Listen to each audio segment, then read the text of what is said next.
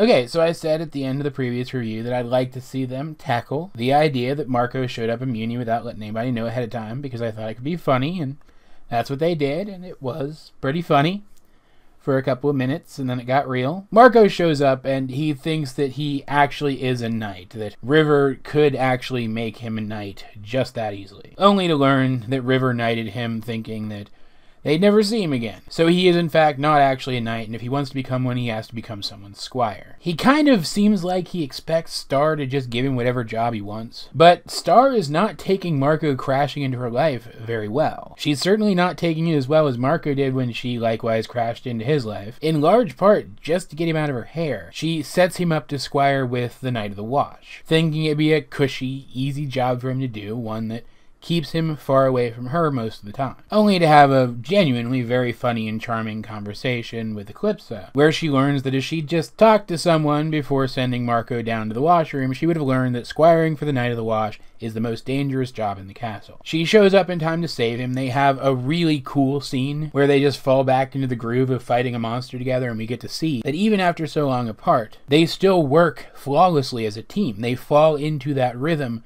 just as flawlessly here as they did back when they first did it early in the series. Star reveals that she in part didn't want to give Marco whatever job he wanted because she's trying to be a responsible princess. But she finds a compromise. He will remain a squire, he will have to work his way up the ranks as normal, but he gets to squire for her, even though princesses don't typically have squires. It was a very neat scene because it showed that Star has learned that there is an appropriate time to use her authority, but that even in times like that, she still can't do whatever she wants. It could have been a real problem, for example, if she had made him her knight. I'm also glad to see that they didn't drag out the whole Star doesn't want Marco around thing for more than just a whole episode. It wasn't even a whole episode, technically, I guess. It lasted about as long as Marco being annoyed with Star crashing into his life lasted back early in the series. Like, I feel it was a plot that needed to happen in the context of this episode because her life has changed a lot. But I'm glad they didn't drag it out for more than one episode because it didn't need to be drug out and it would have made following episodes unpleasant. This episode continues the trend of establishing the new status quo, and I'm wondering if we're finally there yet. Now that the two lead characters are back together, I kind of feel like we might be, but